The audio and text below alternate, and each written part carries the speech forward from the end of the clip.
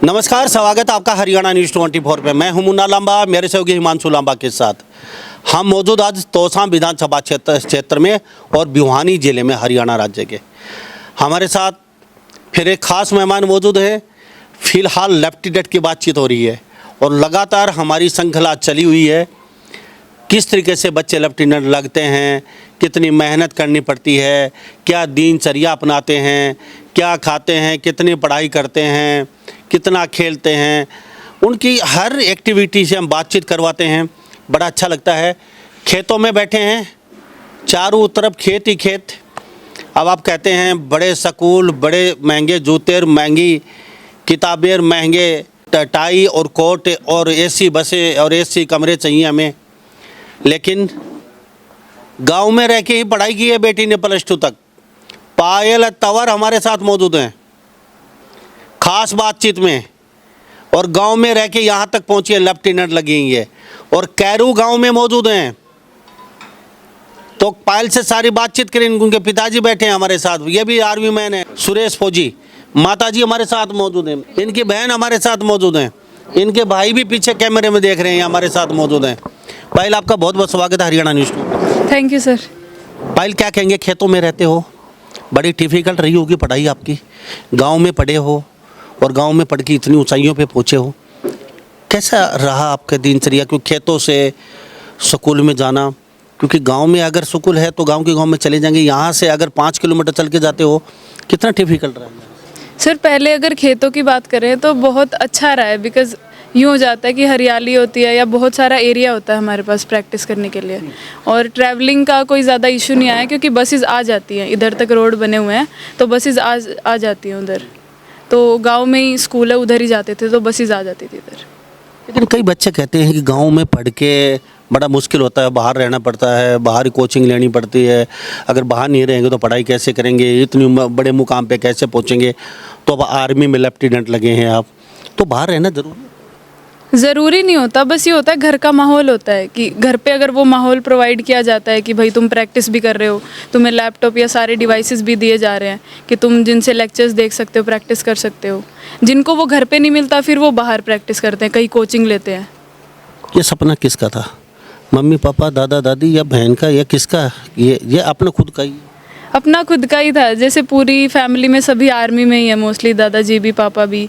तो हनुमान सिंह, वो 1971 की वॉर में थे तो उन्हें बुलेट्स भी लगी थी उनकी थाई पे, 3 बुलेट्स लगी थी उनकी थाई पे उन्हें। तो उसके बाद भी वो सरवाइव कर गए, उसके बाद बहुत इलाज चला, फिर अभी वो बिल्कुल फिट है और हमें प्रैक्टिस भी कराते थे। और पिताजी एक्स सर्विसमैन है, वो भी आर्मी से ही। तो जब उनके साथ श्री सुरेश कुमार, तो उनके पास जब आर्मी कैंट में रहते थे तो बहुत अच्छा लगता था कि कैंट की लाइफ है, सब कुछ अवेलेबल है, खेलने की भी जगह है, वो एनवायरनमेंट शुरू से मिला है आर्मी का पीछे से, तो उससे प्रैक्टिस करने में आसानी हुई है। तो पायल तंवर अभी लेफ्टिनेंट बन गए हैं, कैसा लग रहा है? कभी सोचा था इतनी जल्दी? ये पहला अटैम्प्ट है या सेकेंड? ये मेरा 5th अटैम्प्ट है। 5th अटैम्प्ट है। तो ये 4-5 बार क्या रीज़न रहा फेल होने का? किस कारण से आप थोड़ा सा चूकते गए, क्या? हर बार रिटर्न तो क्लियर हो जाता था क्योंकि उसमें ज़्यादा मुश्किल नहीं होता रिटर्न, पर एसएसबी में दिक्कत आती है कि एसएसबी 5 दिन का इंटरव्यू होता है, तो उसमें निकल जाते थे और पता भी नहीं लगता था कि भाई किस वजह से निकले। 5वें दिन निकल जाते थे पहले दिन, फिर खुद बैठ के ही सोचना पड़ता था कि मैंने क्या किया, क्या गलती रही होगी। तो फिर हर बार इम्प्रूव किया तो जाके 5th टाइम में फिर हुआ। तो 5th टाइम में कोचिंग कहाँ से ली? अगर बगैर कोचिंग के हो गई? नहीं, कोचिंग तो कहीं से नहीं थी, बस जो दोस्त थे, कुछ दोस्त हैं जो एनडीए में पहले से हैं, जो बने, जो हम साथ प्रैक्टिस करते थे, तो वो बताते थे कि ये गलती है, ये ठीक कर ले, तो बस उसी से हो गया। बगैर कोचिंग के 5वां अटैम्प्ट था बेटी का। पायल तंवर हमारे साथ खास बातचीत में कैरू गांव, तोसा विधानसभा क्षेत्र और भिवानी जिले से, हरियाणा राज्य से लेफ्टिनेंट लगी हैं। इनके पिताजी, माताजी, दादा दादी, पूरा परिवार हमारे साथ कैमरे में पीछे देख रहे हैं आप, और कहते हैं कि कोचिंग का कोई दूर दूर तक नामो निशान नहीं है, कोई कोचिंग नहीं किसी प्रकार की भी। बगैर कोचिंग यहाँ तक पहुँचे हो, तो यूट्यूब से कितना सामग्री उठा पाए अब तक आप? हाँ, यूट्यूब पे मोस्टली सारा मटेरियल अवेलेबल है, बस उसको ये देखना पड़ता है कि ये काम का है या नहीं है, कि ये बिल्कुल अच्छा कंटेंट है इसमें, इसमें नहीं है, तो फिर अच्छे से चैनल्स देखने पड़ते हैं, उनके लेक्चर्स, उनमें से जो अच्छा लगे वो सिलेबस के हिसाब से वो पढ़ना चाहिए। वैसे यूट्यूब पे पूरा सिलेबस अवेलेबल अगर कोई करना चाहे तो। कितने घंटे पढ़ाई करते हैं? मतलब अभी तो मैंने जो तैयारी की है वो कॉलेज के साथ की है, तो जब भी बीच में टाइम मिलता था तभी पढ़ती थी। कॉलेज के साथ पढ़ाई की आपने? प्लस टू तो गाँव में रह के, कॉलेज कहाँ? कॉलेज में HAU हिसार में अभी पढ़ रही थी। क्या अभी पहुँचे थे कॉलेज में? नहीं, मैं अभी सेकेंड ईयर में थी, HAU हिसार में बीटेक कर रही थी एग्रीकल्चर से। तो अभी मेरा सिलेक्शन हुआ है 5th अटेम्प्ट में, तो फिर अभी डिग्री ड्रॉप की है मैंने। अभी मैं NDA ज्वाइन करूँगी। एक साथ दो नाव पे पैर रखते थे आपने? दो नाव पे नहीं, पर हर चीज़ रखनी पड़ती है कि इसमें सिलेक्शन रेट कम है, तो अगर नहीं हुआ तो हमें बैकअप के लिए कुछ ना कुछ तो चाहिए। बड़ी समझदार है बेटी। कभी नैया डूब जाए तो बैकअप तैयार रखना चाहिए। हर बच्चे का सपना होता है। आप सुनते हो एक ही रास्ता, उसके बाद कहीं ना कहीं फिर आप हिम्मत हार जाते हैं, क्योंकि बेटी को पता था ये नहीं तो ये सही। बिल्कुल अच्छा तगड़ा फैसला लिया बेटी ने, बहुत सोच समझ के अपना फैसला लिया इन बेटी ने। इनको पता था कभी चूक ना जाए। यहाँ 5th अटेम्प्ट तो कभी घर वालों ने ये नहीं कहा इसको छोड़ो आप, अब देखो दूसरा, काफ़ी हो गया, रहने दो पाए? नहीं, ऐसा तो नहीं कहा। हर जगह साथ SSB देने भी जाते थे, फिर उसके साथ घूम के भी आते थे, तो हर बार ये था कि कोई नहीं है, डिग्री तो चल ही रही है, साथ साथ में कोशिश करने में क्या दिक्कत है। अगर ये चीज़ तो है ही, अगर और चीज़ बड़ी मिल जाए तो उसमें क्या दिक्कत है। पायल कभी ऐसा लगा 5th अटेम्प्ट में अब पायल हार चुकी है यार, अब नहीं होगा, छोड़ो छोड़ो, ऐसा नहीं है? वैसे तो राजपूतों को खून में बहुत गर्मी होती है और राजपूत कभी जल्दी हार नहीं मानते। पूरा इतिहास उठा के देख ले, राजा महाराजा आखिरी दम तक लड़ाई लड़ते रहते हैं, वो चाहे सिर कट जाए लेकिन वो कभी झुकते नहीं है। तो पायल ने कभी ऐसा महसूस किया बीच में नहीं अभी 5 अटेम्प्ट हो चुके, छोड़ो छोड़ो, अब पायल नहीं हो पाएगा? अब मम्मी पापा ने यार कहाँ धकेल दिया ज़बरदस्ती, कहाँ लेफ्टिनेंट में? नहीं, मम्मी पापा ने कभी धकेला नहीं है, तो मेरा ही था कि मुझे करना है। और 5th अटेम्प्ट तक दोस्तों का भी बहुत साथ रहा है कि मैं जहाँ कॉलेज में थी वहाँ सीनियर्स भी, तो वो मुझे कॉलेज का पढ़ाते थे और मैं फिर NDA का पढ़ती रहती थी, तभी दोनों चीज़ें साथ चल पड़ी।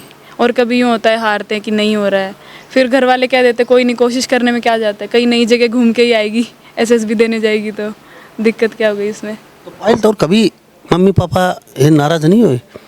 अब बार बार आप हार रहे हो एग्ज़ाम में, तो कहीं नहीं मम्मी पापा का ऐसा नहीं कहा यार तू बार बार क्यों इसको छोड़ दीजिए? कभी गुस्सा? कभी नहीं, ऐसा कभी नहीं। उन्हें ये दिखता था कि ये कोशिश तो पूरी कर रही है, हो नहीं रहा है वो चलो किस्मत की वो है, तो कोशिश तो पूरा कर रही है, तो पूरा विश्वास था कि कर लेगी, कोई नहीं, करती रहे, हो जाएगा। सबसे ज़्यादा हौसला किसने बढ़ाया आपका, मम्मी पापा या दादा दादी या आपकी बहन? पीछे सबसे ज़्यादा हौसला मम्मी ने ही बढ़ाया था, क्योंकि मम्मी हमेशा साथ रहती है ना कि नहीं हो रहा है, या सुबह उठाना या जो भी खाना पीना सब कुछ।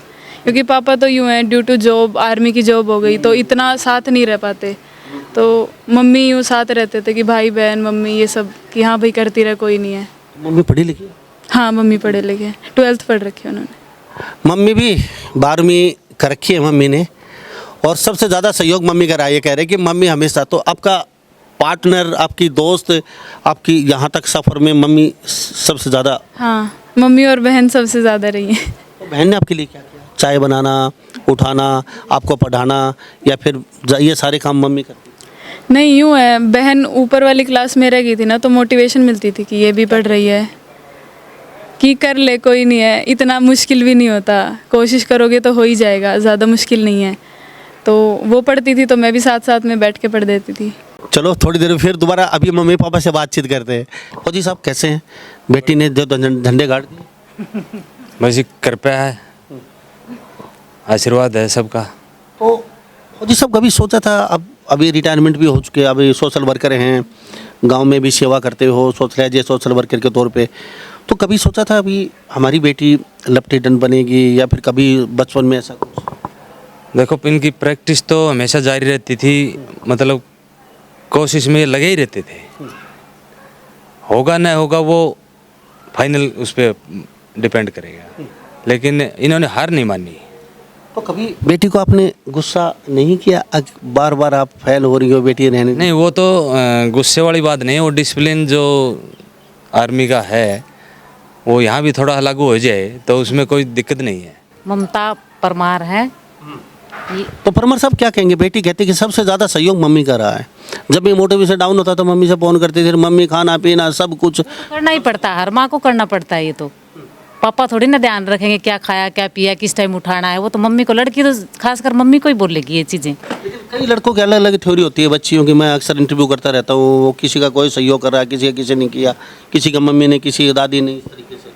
भाई हम साथ रहते हैं और बाहर रहते हैं तो भाई मम्मी का बेटी का ज़्यादा हो जाता है ना, तो भाई हर जगह। कभी आपका सपना था ये लेफ्टी रेड बल्ले का आपका? अब ये जब कोशिश कर रही है, इसका 10th क्लास से ये शुरू हो गया था कि भाई मेरे को आर्मी में कुछ करना है। किसने कहा? आपने कहा? नहीं, खुद ही इसका था ये सपना, तो इसका है, लेकिन इसके साथ हम भी रहे फिर। ठीक है, तो कभी ना कभी पूरा होगा। कभी आपका सपना भी रहा है जब आप स्कूल में पढ़ते थे उस समय लेफ्टी रेड बल्ले? नहीं, ये कोई नहीं था। हमारे बच्चों ने अपना आप सोचा कि हमने क्या करना है, बस हम साथ रहे हैं उनके हर जगह। भाई हाँ करो, कभी ना कभी तो सफल होगे। कितने बजे तक रात को पढ़ना, सुबह उठना? आप अक्सर आप इतना ज़रूरी नहीं था कि लेट तक पढ़ रही है, इसके लिमिट का ही टाइम था। ये भी नहीं कि पागल होगी पढ़ाई के पीछे, अपना लिमिट का टाइम है, उसी लिमिट में पढ़ती थी ये।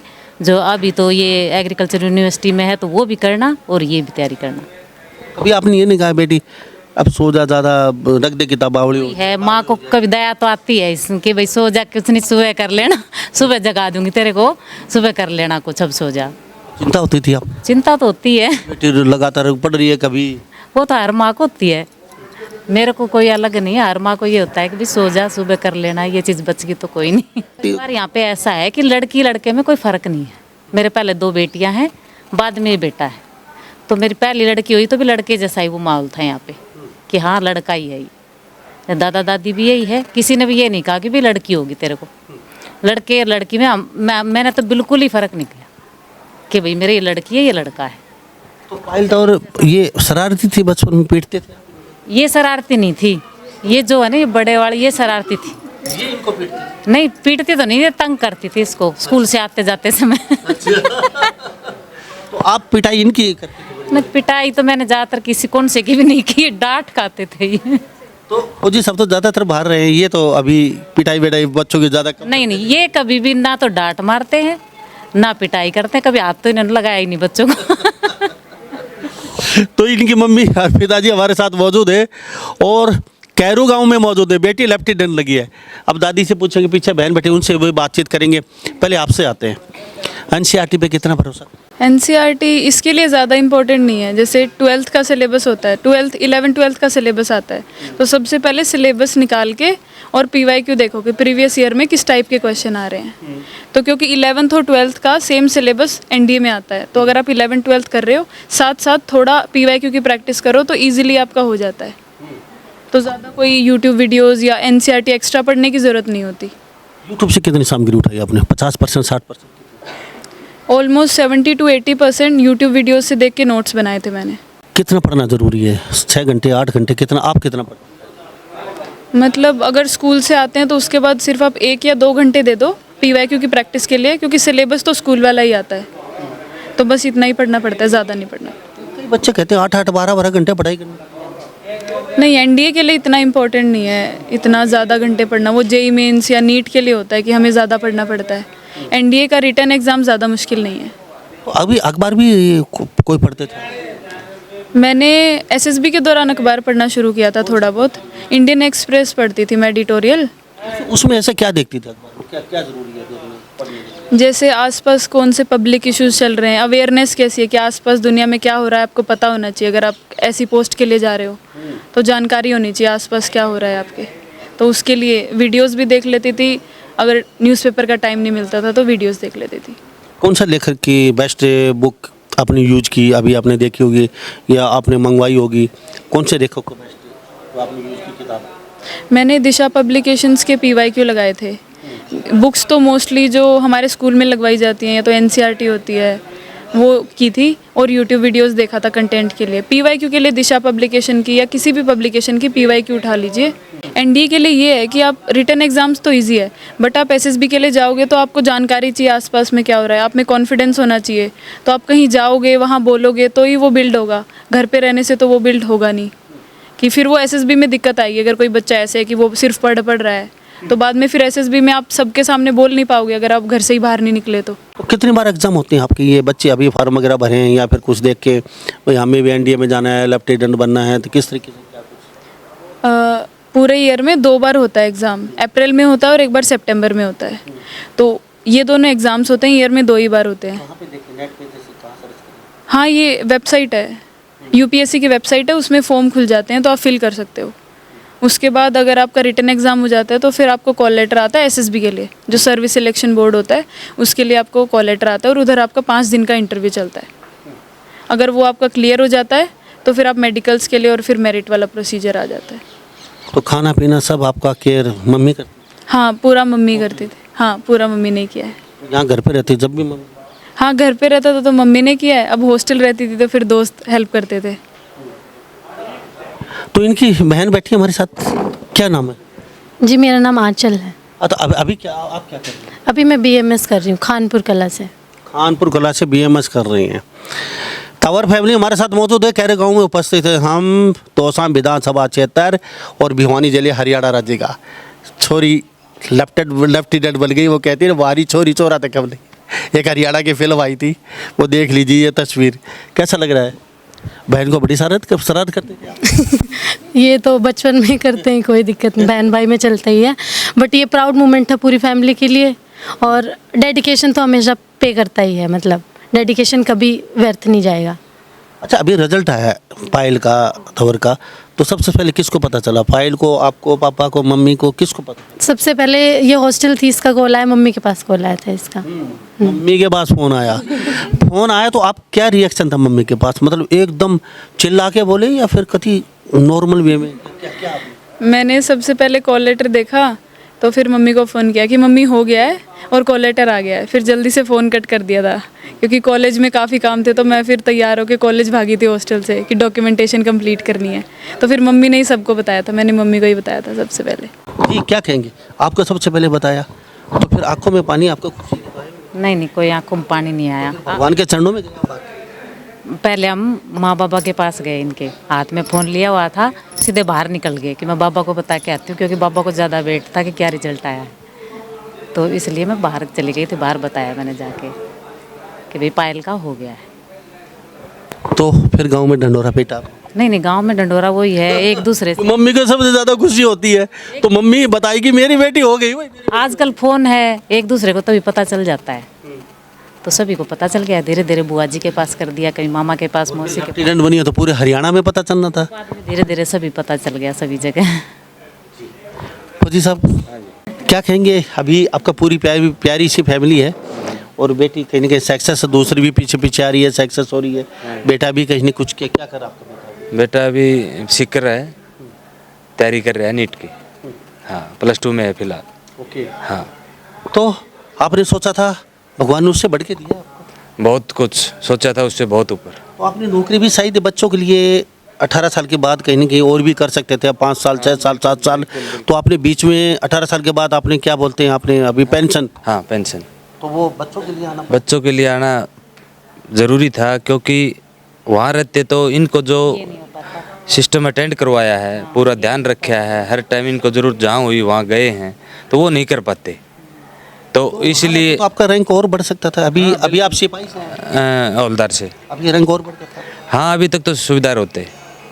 बाप ने भी त्याग किया फौजी साहब ने, ऐसा नहीं है। 18 साल के बाद पेंशन आना पड़ा क्योंकि ये बेटी लेफ्टिनेंट नहीं होती, ये बेटी डॉक्टर नहीं बनती, ये बेटा भी क्यों इनको संभालना था। इन्होंने भी बहुत बड़ा त्याग किया इन बच्चों के लिए। आगे चल के बच्चे क्या मानेंगे, क्या सोचेंगे, वो इनके पे डिपेंड करता है। लेकिन जो माँ बाप ने इनके लिए कर दिया है, कभी उनके लिए कर ही नहीं सकते, क्योंकि नौकरी को बीच में ही छोड़ना पड़ा। आज ये अफसर बन के आते, लेकिन बीच में ये सूबेदार बन के यहाँ रिटायरमेंट लेके आ गए फौज से, सिर्फ बच्चों के लिए। मैं सैल्यूट करता हूँ इनके पिताजी को, मम्मी पापा सारा परिवार मेरे साथ मौजूद है। क्या कहेंगे बेटे, कैसा लगा? बहुत खुशी का मौका है। अभी सोचा था कभी बहन? हाँ, लगता था कि हाँ हो जाएगा, क्योंकि इसको देख देख के मैंने स्टार्ट किया है कि जैसे ये तैयारी करती है वैसे ही मेरे को भी करना है कुछ, तो इसलिए मैं भी बाहर हूँ सीकर। तो आपको कब पता चला? मेरे को भी मम्मी ने बताया था। आपका क्या रिएक्शन था? ज़्यादातर तो था ही कि हाँ हो जाएगा, बाद में तो खुशी तो होती है। तो दादी जी क्या कहेंगे बेटी को लेके? पूरा परिवार मौजूद है और बेटी के आपके साथ तो खैर कम नहीं है, ज़्यादातर मम्मी पापा का ज़्यादा सहयोग रहा है और बेटी लेफ्टिनेंट लग गई, क्या कहेंगे? बेटी लेफ्टिनेंट बहुत होशियार थी पढ़ाई में। भगवान ने इसकी मेहनत पूरी करी है, आ गांव का नाम रोशन कराया इसने, कैरू गांव का। तो इससे पहले भी खैरू में कोई लेफ्टिनेंट है? नहीं, लड़की कोई नहीं है लेफ्टिनेंट। लड़की को पहली लड़की लगी है? हाँ। और वैसे जेंट्स तो होंगे? नहीं, जेंट्स नहीं है, काफ़ी साल हो गए वो बाहर रहते हैं, वो थे। हाँ। तो ये लड़की पहली लेफ्टिनेंट लगी है कैरू गांव में, ये भी बहुत बड़ी बात है। भिवानी जिले और कैरू गांव तोसा विधानसभा क्षेत्र की पायल तंवर पहली लेफ्टिनेंट बेटी लगी है। कुछ डिमांड भी करती थी बेटी ये जब पढ़ती थी उस समय, मुझे 500 रुपये जेब खर्चा दीजिए और मुझे 5000 के जूते दीजिए और मुझे 10,000 का टाई और कोट लेके आइए और बहुत ही देश का सबसे ऊंचा स्कूल है, डोनेशन दे के पढ़ाइए जब मैं कहीं ना अफसर बनूंगा। नहीं, ऐसा कुछ नहीं, बिल्कुल सिंपल रहे हैं बच्चे। और दूसरी बात, हम जिस जगह रह रहे खेत में, ढाणी में, यहाँ एक्स्ट्रा पैसे देना, दे भी दें तो कुछ उनका कोई हासिल नहीं है। इनका सिर्फ लगन सिर्फ पढ़ाई में, और ये स्कूल से जैसे आते और कई बार खेत का काम भी हो जाता, तो ऐसा नहीं है कि ये किताब के पीछे पड़े रहेंगे। तो ये भी बड़ी बात बताइए बोजी। तो खेत में साथ में ही चल देते, पानी लगाना दिन हो चाहे रात हो, खेत में लावणी करना, कई बार मतलब जैसा भी साथ ज़रूरत होती है साथ देते। और साधन खड़ा है, ट्रैक्टर खड़ा है, तो कई बार ज़रूरत नहीं पड़ती तो ये खुद ही जोत लेते खेत। ये पायल तंवर है, ऐसा नहीं है कि ये ट्रैक्टर भी चला ले तो खेत को जोत भी लेते। हाँ, वो पापा ने सिखा रखा है कि कभी ज़रूरत पड़ जाए तो अगर व्हीकल घर पे है तो आपको चलाना भी आना चाहिए। तो खेतों में दौड़ा लेते। हाँ, खेतों में तो दौड़ा देते हैं। पायल तंवर, ये अभी सब बच्चे देख रहे हैं, नहीं हमें तो काम नहीं करना, कुछ भी हमें काम आता ही नहीं है, हम तो बस अफसर बने हैं, अफसर बनेंगे या फिर सब छोड़ देते हैं वो, और वो कहीं के नहीं रहते, ना घर का काम सीख पाते हैं, ना खेत का, ना बाहर का, ना ज्ञान अर्जित कर पाते हैं, फिर वो कहीं ना कहीं बीच में अटक जाते हैं। आप तो घर का सारा काम करते हो, कहते हैं कि लावनी पानी लगाना सब। हाँ, ये तो पापा ने शुरू से साथ ही रखा है हम तीनों को, भाई बहनों को। कोई नहीं है कि ये लड़का यही काम करेगा, हम तीनों को साथ ही रखा है कि एक का काम है तो भी तीनों चलते हैं। तो खेतों में पानी लगाना, हाँ, ये तो होता ही है सर्दियों में, या कैसे भी जैसे हेल्प हो पाती वैसे करते थे। और ये लावनी करते हैं जो खेतों की कटाई जो फसल होती है उस समय। हाँ, वो सब कुछ आता है। ये पायल तंवर है, देख लीजिए, अब तस्वीर देख लीजिए, खेतों में लाइन बदली, पानी लगाया फसल में सर्दियों में, और साहब पाइप भी उठाए हैं, इस बेटी ने पाइप भी उठाए होंगे। हाँ, वो तो काम ही होता है, लाइन बदलेंगे तो पाइप भी उठाएंगे। पाइप भी उठाए हैं, ये तस्वीर देख लीजिए, ये बहुत बड़ी बात निकल के आई है। ट्रैक्टर चला के खुद खेत भी ये जोत लेती हैं, और साहब फसल कटाई भी की है इन्होंने फसल के समय, जब जाके ये लेफ्टिनेंट बनी है। वो कहते हैं ना, सूरज रोशनी जलने के बाद, तपने के बाद देता है साहब सोना, आग में पिघलने के बाद खरा सोना बनता है। तो हमारे साथ गांव के लोग भी मौजूद हैं और खुशी का माहौल है और खुशी मना रहे हैं, खुशी पूरा हरियाणा प्रदेश में मना रहे हैं। अलग अलग जगह, अलग अलग ज़िलों में बच्चे आए हैं, लेफ्टिनेंट लगे हैं, तो खुशी सीधा स्वाभाविक है, सब जगह मनती है। और इस तरीके की जो बच्चे और अपने दम पे और यहाँ मेहनत करके ये वहाँ तक पहुँचते हैं तो और खुशी दुगनी हो जाती है। उनके दादाजी हमारे साथ हैं, गांव के सरपंच मौजूद हैं। सरपंच साहब क्या कहेंगे, क्या कहेंगे? देखिए, आज मेरे ख्याल तक गांव नहीं, पूरा एरिया में इतनी खुशी छाई हुई है। हर बच्चे के मुंह के ऊपर एक और है कि हमारे गांव में एक हमारी बहन ने, हमारी बेटी ने, हमारी बच्ची ने इतना बड़ी मुकाम हासिल किया है। हमारा सीना भी एक गर्व से फूल जाता है, जैसे हम पूरे गांववासी इतने खुश हैं कि शायद ज़िंदगी में कभी नहीं हुई। तो हमारे साथ गांव के सरपंच बने होते, क्या कहेंगे जी?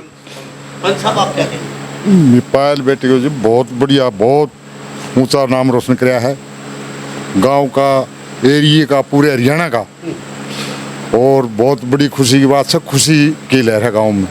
धन्यवाद। क्या कहेंगे? भाई हम तो ये कहेंगे सभी बच्चों को, भाई इससे प्रेरणा मिलेगी गांव में, और इससे भी आगे बढ़ेगी और अच्छे मुकाम पे चलेंगे सभी बच्चे। जी क्या कहेंगे जी? सर, ये आने वाली पीढ़ी के लिए बहुत प्रेरणा का प्रेरणा के प्रति बहुत अच्छा काम है और हम चाहेंगे सर बहुत बहुत बढ़िया मुकाम हासिल किया है, उससे गांव का उत्साह बढ़ा है तो और भी लगेंगे इसको देख के। तो पायल ने गांव का नाम रोशन किया है, बहुत बहुत बधाई हो पायल को। तो पूरा गांव खुश है, खुशियां मना रहा है और पायल का बड़ा अच्छी तरीके से सम्मान कर रहे हैं इनके दादाजी। क्या कहेंगे जी, आप भी आर्मी मैन और फाइटर मैन हो, आप क्या कहेंगे? बहुत बढ़िया, एक नंबर का, बहुत बढ़िया। आपने सिखाया है बेटी को? बेटी ने कहा कि मेरे दादाजी प्रैक्टिस करवाते थे। हाँ, बहुत बढ़िया। 3 गोलियां लगी किसी जमाने में इनको लड़ाई के अंदर, 5 गोलियां। हाँ, कौन से बटालियन में थे? 16 ग्रेनेडियर। तो लड़ाई कौन सी थी आपकी? 71 पाकिस्तान। तो आपका थोड़ा सा सपना अधूरा रह गया था, बेटी ने पूरा कर दिया। तो पायल तंवर के साथ यहाँ मौजूद थे उनके मम्मी पापा, गांव के लोग, सरपंच साहब, और हम खेतों में मौजूद है। चारों तरफ का नज़ारा दिखा दीजिए। इन खेतों में लेके पायल तंवर ने पढ़ाई की। ये तस्वीर देख लीजिए हमारे साथ, चारों तरफ यहाँ पे सिर्फ 2-3 घर हैं, प्योर जंगल है।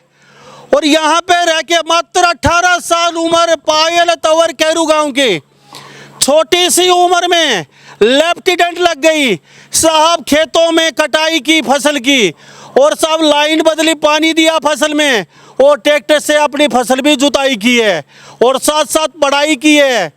तो आप देख सकते हैं पायल तंवर कर सकती है तो आप लोग क्यों नहीं कर सकते? खेतों में रह के पढ़ाई करना और बिगर कोचिंग के यूट्यूब और दोस्तों से सहारा लेके और लेफ्टिनेंट बन गई बेटी मात्र 18 साल की उम्र में। तो सभी इन बातों के साथ मैं मुन्ना लांबा, मेरे सहयोगी हिमांशु लांबा के साथ हरियाणा न्यूज़ 24, नमस्कार, जय हिंद।